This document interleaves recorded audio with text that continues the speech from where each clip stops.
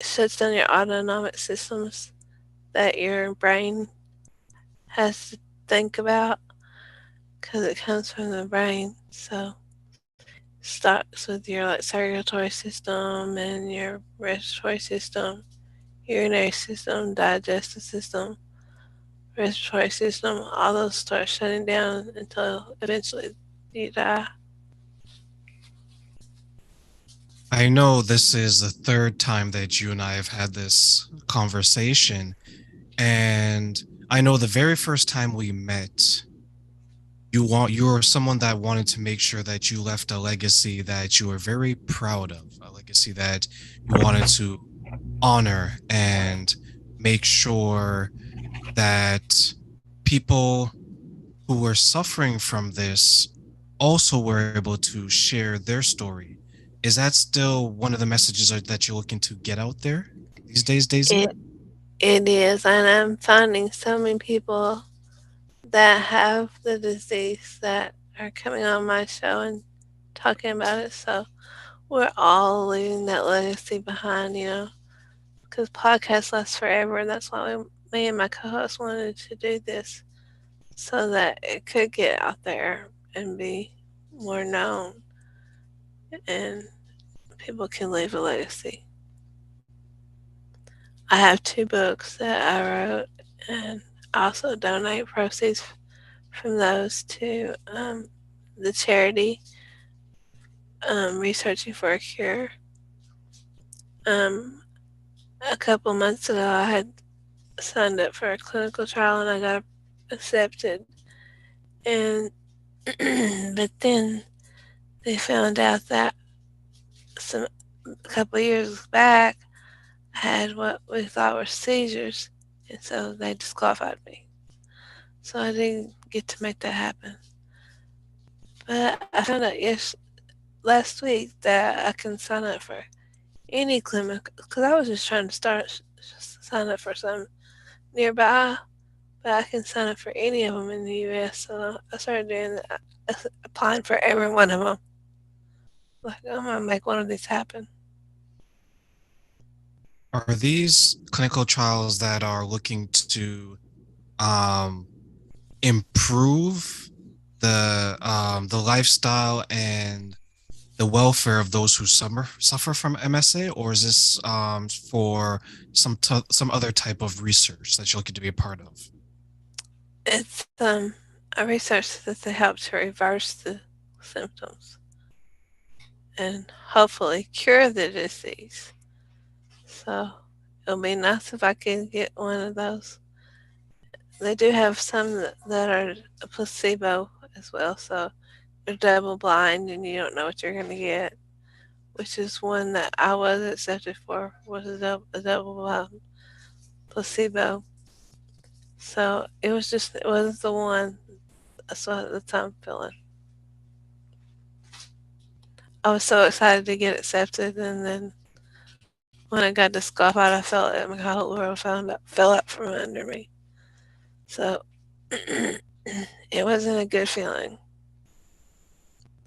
I can imagine how difficult that was because here you are continuing to fight. And as you're fighting, you're spreading your positivity, you're spreading your message, and you are looking to be an example to some people who may have a difficult time, just as you are, as you shared with me the first two times that we spoke, because this is a disease that's so rare that it impacts a small group of people, but the impact to that demographic of people is so large.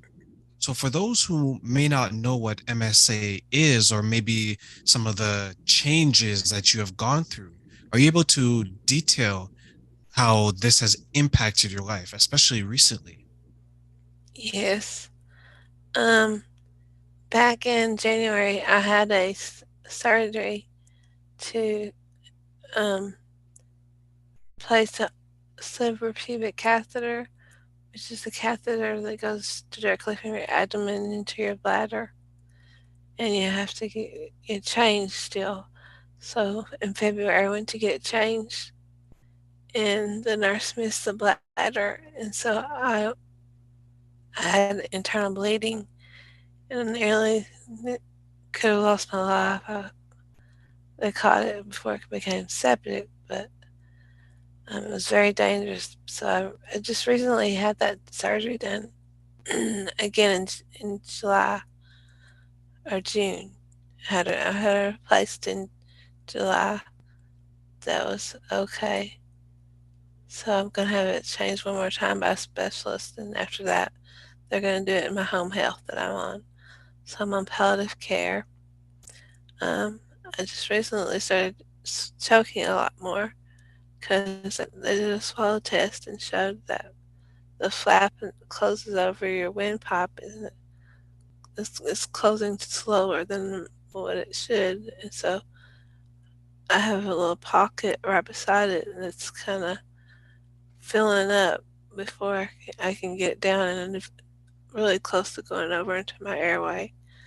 Liquid, and it says it's pulling in the little puddle there, and it's just about to go into my airway. So sometimes I choke easily, and that's kind of scary. I don't like choking. Um, but I guess my mobility has really decreased. So I'm in the wheelchair more than I used to be. I know that's something that you weren't necessarily looking forward to because when you had the book, the first one that you shared with me, and I remember you had such a beautiful story around it, and you're so proud of that moment, and here you are writing more books and continuing to appear, and you're sharing your journey. You and your co-host, who you mentioned is going through something very similar to you. When you're pulling from the support system and you see people around you who are gathering, who want to have the conversation with you, who want to listen to what you're saying, who's appearing on your show and who's sharing some of the things that they're going through, how important is that part of your journey where you know that there's people out there is looking to pull from your strength and to give you strength along this journey? Well, it's kind of depressing actually because out of the 5 episodes that we have aired, they've the first one was David and I. We actually shared our story so people would know who we were. But then the other 4 episodes that have aired, they have all been um, caregivers of MSA patients that have passed away. So that part of it can kind of be depressing. But the one that's going to air this Friday is actually going to be the first patient that we've interviewed. And then we have more patients in line to be interviewed. But yeah, it's been hard of caregivers that passed it. We call them MSA Angels that have already passed on. You know, that's kind of depressing because it kind of makes you feel, it's inevitable for us, but we still we still got to share it. It might be hard, but we got to get those stories out.